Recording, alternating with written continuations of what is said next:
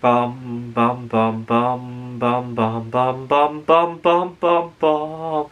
The Peter Dislike Show. Bum bum bum bum bum bum bum. A happy Veterans Day again. One more video before I go to bed for tonight.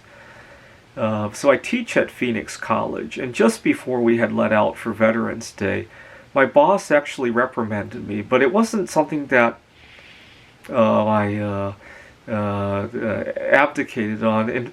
Instead, it was the other way around. She was upset that I had allowed two students to walk all over me in terms of their personal lives, and one student was over a week overdue for taking the midterm exam. She had family drama and all that, and my boss was forcing me to withdraw her from the class. And then there was another student who had other issues going on, and I continued to allow them to walk over me and chase them all around campus.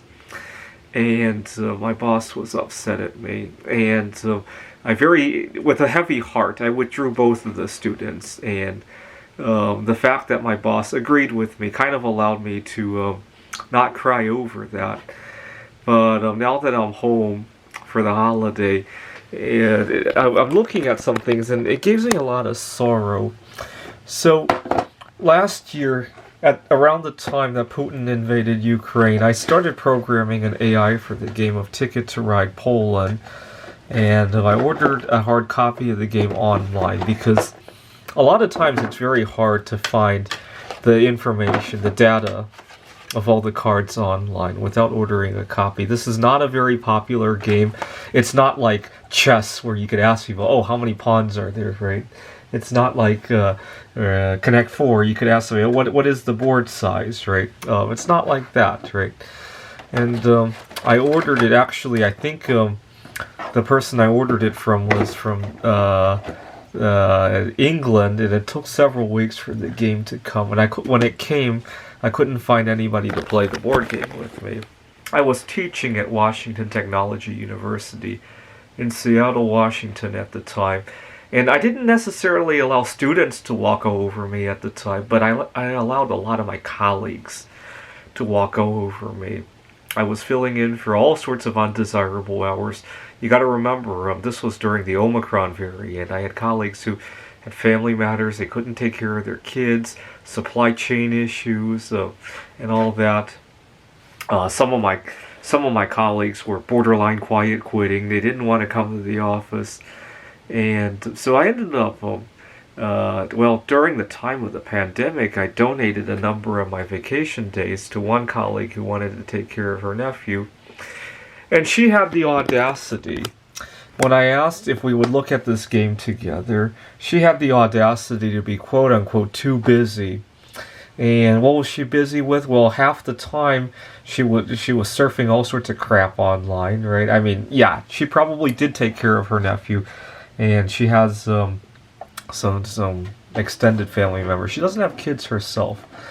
What's really funny is that she and her so-called boyfriend, they're likely a pair of solosexuals, right? But they criticize me for the way I live my life, right? She just has a good best friend forever, not really a boyfriend in my opinion.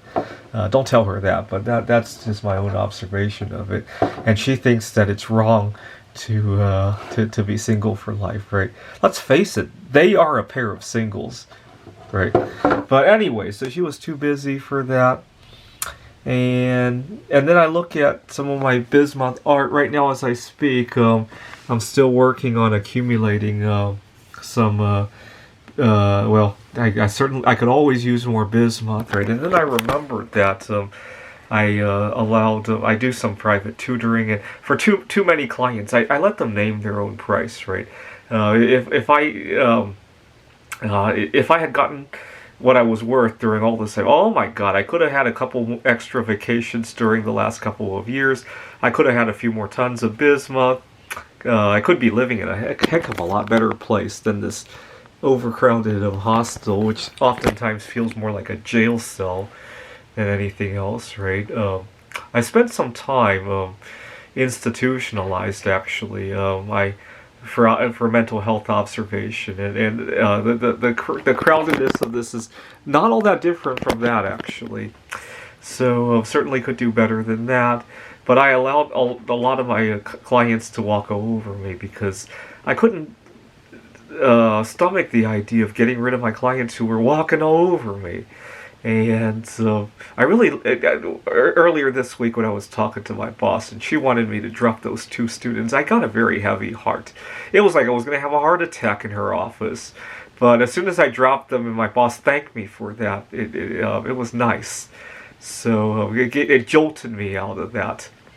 And, looking back at it, the colleague who that I donated the vacation time to, well, if you converted that vacation pay to bismuth, that was like 200 pounds of bismuth that I gave her, and she won't even play Ticket to Ride. Can you believe that? Right? I just don't have that charm that I have any value to me, or people can look me in the face and think that you're just a piece of like a dirty towel that I can use when I need to, right? Like a piece of toilet paper, right? That's something that I need to work on as well. I don't know if my students treat me like a piece of toilet paper, but it's easy for people to forget, right? They certainly appreciate when things go right, but it's very easy for them to have very short-term memory with stuff like that. This is the Peter Dislike Show. Bum bum bum bum bum bum bum bum bum bum bum bum. The Peter Dislike Show. Bum bum bum bum bum bum bum.